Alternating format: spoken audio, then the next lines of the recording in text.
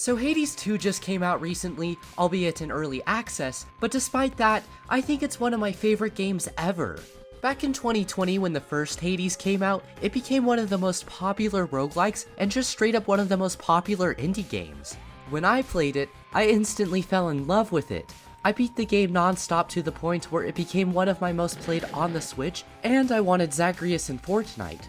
Now with Hades 2, it does nothing but improve even more on the first in my opinion, with new weapons, new mechanics, and insane character designs. Like holy shit guys, have you seen what they did to Chaos? One particular thing many people have been talking about the most is one particular boss you fight in the second world of the game.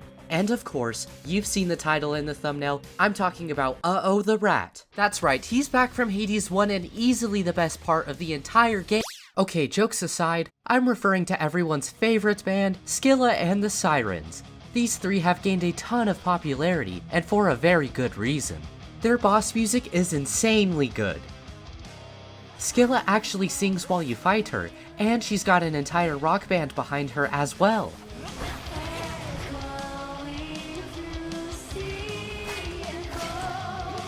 So much of the fanbase has fallen for their song, and who can blame them? I mean, they're mere mortals after all.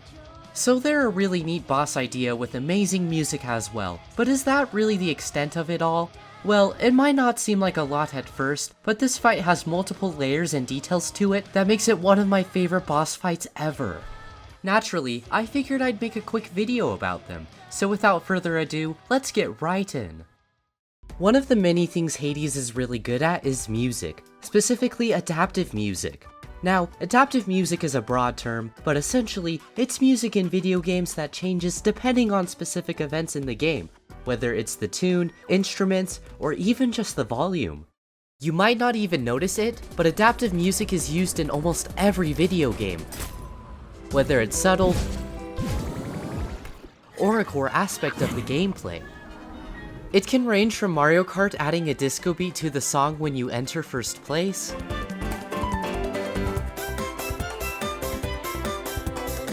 or when Street Fighter changes the tune whenever you have low health.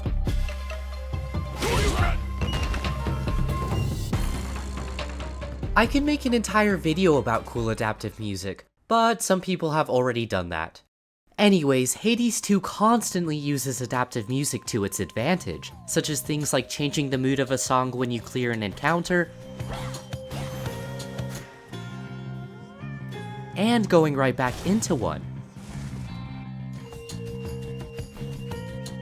It's some pretty neat stuff, but of course, where the dynamic music really shines is with Scylla's boss fight. Scylla and the Sirens is a boss fight where you're against a 3-person band, Jetty the guitarist, Roxy the drummer, and Scylla herself. The boss fight is designed in a way where you fight all three at the same time, each with their own attacks, health, and movement. Jetty attacks by dashing towards you with her guitar and strumming projectiles, Roxy stays stationary with her drums and fights using AoE attacks across the stage, and Scylla slowly moves towards the player and screams. Basically, you fight each different band member in the order you want, or all three at once if you're insane. Because of how this boss fight is structured, the developers actually decided to do some insanely cool details with the music.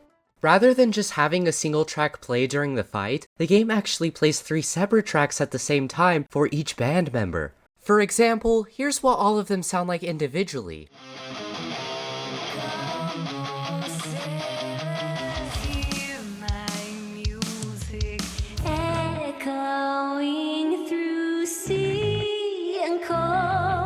Now, if you have all 3 playing together, it creates a full song.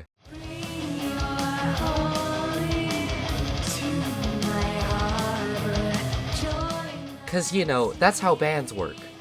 And yes, both Jetty and Roxy are backup vocalists. I actually didn't notice that at first, it's very cool. Alright, so that's all neat and stuff, but you're probably wondering, so what? Well, the game capitalizes off of this structure in tons of interesting ways. For starters, the volume of each individual track scales depending on how close you are to each band member. It's subtle, but the closer you are to a certain band member, the louder their track becomes in-game.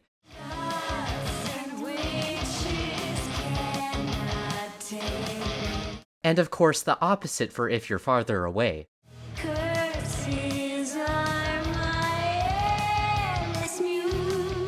This is actually the smallest thing the game does with the boss's music, and there are many other details as well.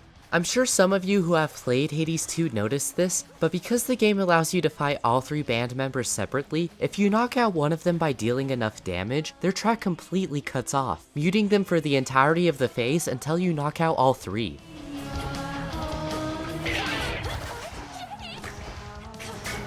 Things like these are insanely cool to me because the attention to detail of having the instruments stop because they're actually playing the song while fighting makes the boss more enjoyable.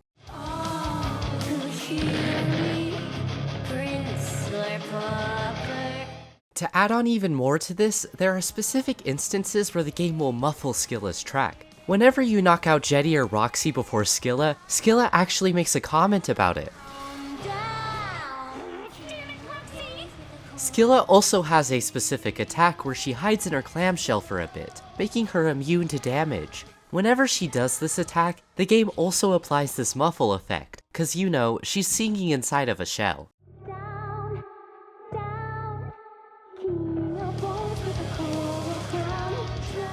Also, while I was in the middle of editing, I got a run where she got mad at me for calling her a clam.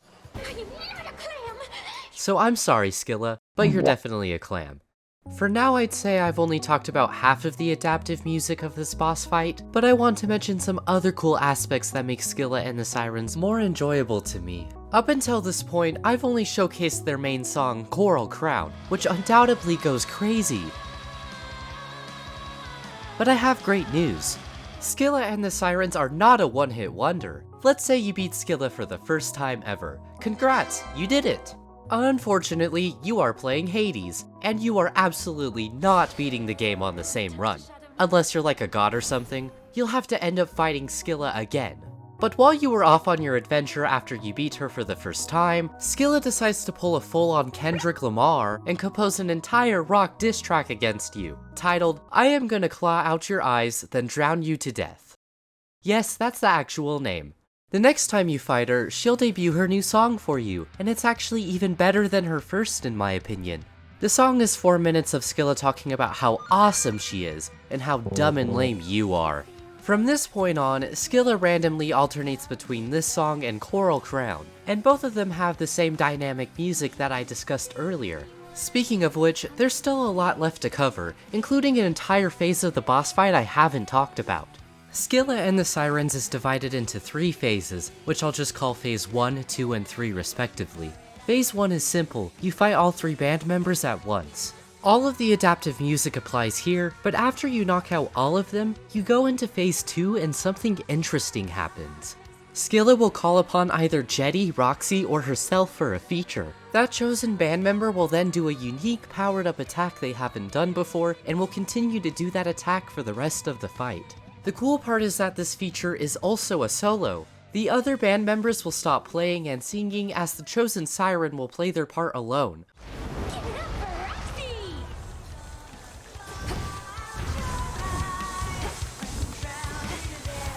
The game simply lowers the volume of the other band members while the featured artist is left turned up.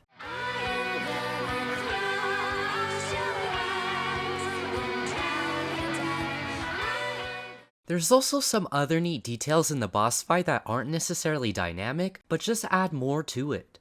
I mentioned there being a 3rd phase, but it's nothing that special. After you just straight up murder both Jetty and Roxy, Scylla in an act of desperation summons a bunch of these weird bird enemies that I hate. That bird that I hate. What I find interesting and what I think is intentional is that this phase almost always happens near the end of the song, where Scylla gives it her all and ends on a high note.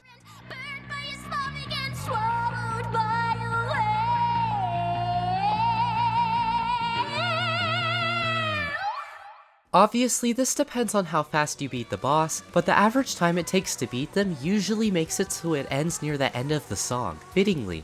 The thought put into this boss fight is so great that Scylla is the only boss in the game to have her own variation of the death jingle. Here's what it normally sounds like. Return to shadow now. However, if you die during the Sirens fight, they actually play the jingle itself. We're Scylla and the Sirens, everybody! Alright, well I think I've explained a lot about the fight itself, but now I'm going to end by talking about the details of the adaptive music leading up to the fight. Yes, that's right, even the music before the actual fight is dynamic. When Melinoe enters Oceanus, she's initially met with a very faint song of Scylla singing to the player.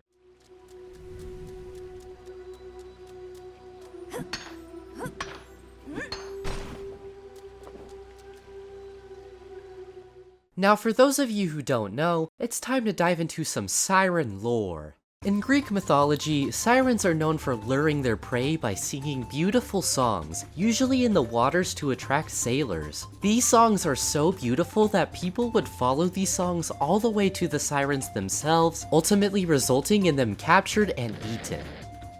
This entire tidbit is what Coral Crown talks about in its lyrics, being pretty obvious with the first line.